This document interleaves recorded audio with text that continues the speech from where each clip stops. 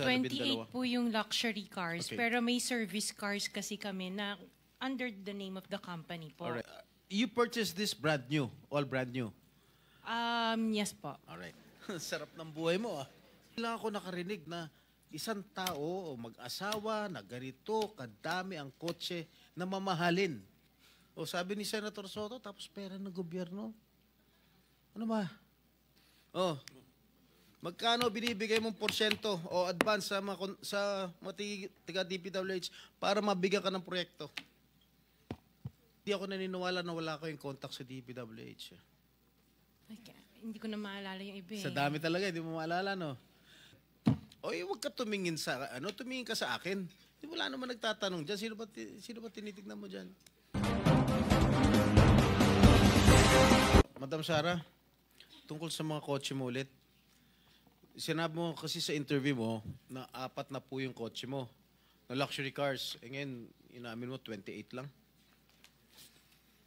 Ano nangyari sa 28 po yung luxury cars, Okay. pero may service cars kasi kami na under the name of the company po. Alright. Doon sa 28 luxury cars, ano yan? Rolls-Royce? What else? Okay. Isa-isa natin. Magkano Rolls-Royce? Kano bili mo sa Rolls-Royce? I am not familiar. Oh, come on. Oh, come Nasa on. ano yata. Bumili ka na napakamahal na kotse, di mo alam kung magkano mo binili. No, I know the price. Yeah. Tell us, Pero tell us. we did not buy this on a cash basis. Parang installment So, na how siya. much is the Rolls-Royce? So the Rolls-Royce was around parang 42. 42 million. Rolls-Royce, isang kotse lang yon. What else? The Maybach. Maybach, Mercedes. How much? Parang nasa 22. Parang ganun. 22 million. How many Pwede pa Maybachs? natin pakita yung screen. Just Kaming one. hindi nakakaalam ng kotse na hindi na malaman kung ano yung pinagsasabi ninyo.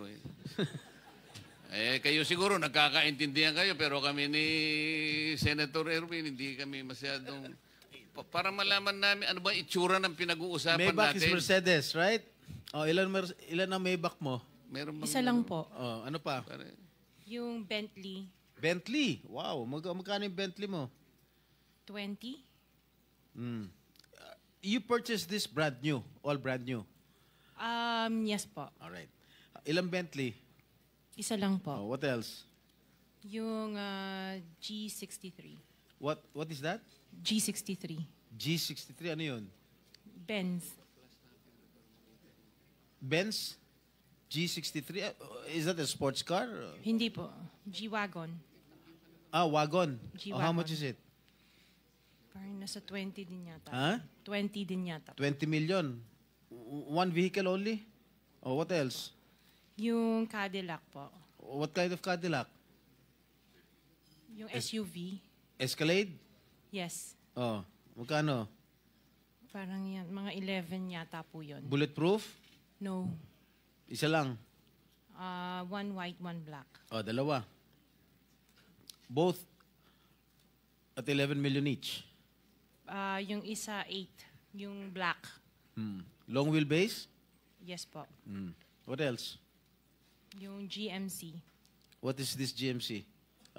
SUV Denali. rin to? Yes po. Oh, how many? Dalawa. Dalawa rin. How much each? Parang nasa 11 din yata siya. 11 million each. What else? Yung Suburban. Suburban. Ilan? Isa lang po. Pero I bought that here. Local. Bakit itong mga sinasabi mo? Sabi mo, binili mo sa local dealer dito. Oo, local dealer. Oh. Ay, ibig sabihin, importer. Pero this one sa casa binili yung Suburban po. Oh, magkano? Parang nasa 3 lang yata siya nun. 3 million? Oo. Brand new?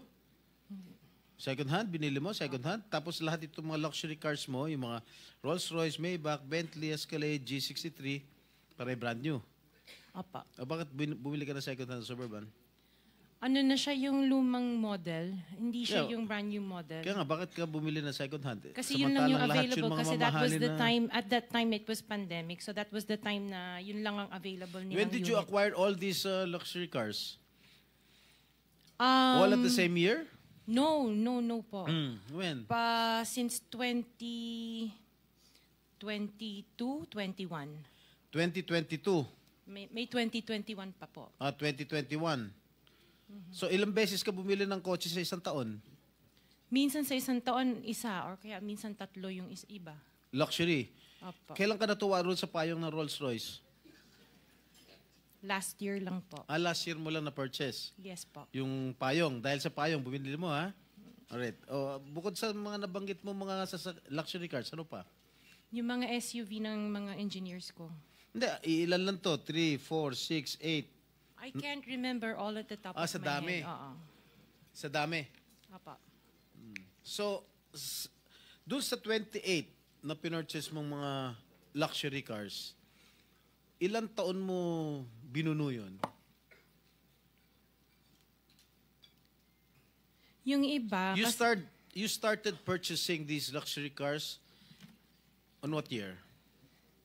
the long wheelbase, yung mga binanggit ko kanina, that was only 2022 No, or 21. when did you start? Yung iba, like, let's say, the autobiography, 2016 What is pa po. autobiography? Ano yan, Range Rover. Oh, may Range Rover ka pa 2016. pala, hindi mo sinasabi sa akin. Range 2016 pa po siya. Rover. Ilan? Just the one autobiography and then What the Defender. autobiography? Ito ba yung Range Rover? Range Rover po. Okay, how much did you purchase? 16. 16 million. 2016 pa po yun. Ilan? Isa lang po siya. What else aside from Range Rover? Sabihin mo? Defender. Defender. Ano siya? Range Rover. Range Rover din. Oh. Ilan? Isa lang po. Magkano? Nasa parang 7 yata yun. 7 million? Aha. Ano pa? The Evoque. Ano? Evoque. What is Evoque? Range Rover. Range Rover pa rin. Marami ka pala Range Rover. Evoque. Ito yung, maliit ba ito? Malaki? Maliit. Okay, magkano? Parang nasa 5 lang yata po siya. 5 billion. What else? Lang, ha? Sarap ng buhay mo, ah. Sige, ano pa? Hindi ko na maalala yung iba eh. Sa dami talaga, hindi mo maalala, no? Sino-sino gumagamit itong mga luxury cars ninyo? Kami po. Everyday, Iba-iba. siguro sa pag-aalis kayo nung umaga, Rolls Royce ang gamit mo. Pag uwi mo ng tanghali, kakain, pag lalabas kayo, may back naman ang gamit. Ganun ba yun? Sa dami nyo ng kotse. This is really, for me or for all of us, for all the Filipino people watching, this is unbelievable. To have 28 or 40 luxury cars at your disposal. Ngayon lang ako nakarinig na isang tao o mag-asawa na ganito, kadami ang kotse na mamahalin.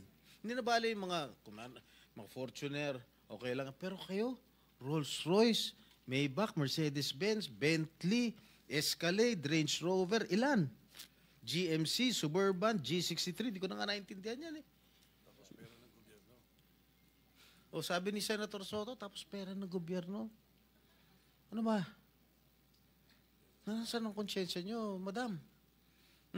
Isang tanong. Hindi ako naniniwala na wala kayong contact sa DPWH. Hindi kami naniniwala. Pati siguro si Minority Leader, hindi naniniwala wala kayong contact. Pati si Chairman, hindi naniniwala wala kayong contact. Ngayon, huwag ka tumingin tumingin ka sa akin. Wala naman nagtatanong dyan. Sino ba tinitignan mo dyan? Magkano binibigay mong porsyento o advance sa mga tiga DPWH para mabigyan ka ng proyekto? Wala po ako binibigyan sa DPWH po. Baka may ipakita ako sulat sa'yo. Mamin ka na. Wala po ako talagang... Kasi hindi po ako nakikipag-transact with the DPWH. At the end of the day, pag nagsinungaling ka, ipapakita ko yung sulat. Minimum mo. Di ba umabot hanggang 40%? Wala po ako, sa DPWH wala po akong kausap talaga. Sige, I will take your word for it. Pagka meron ako nilabas sa'yo mamaya, okay? Mag-isip-isip ka. Hindi ako nagbibiro.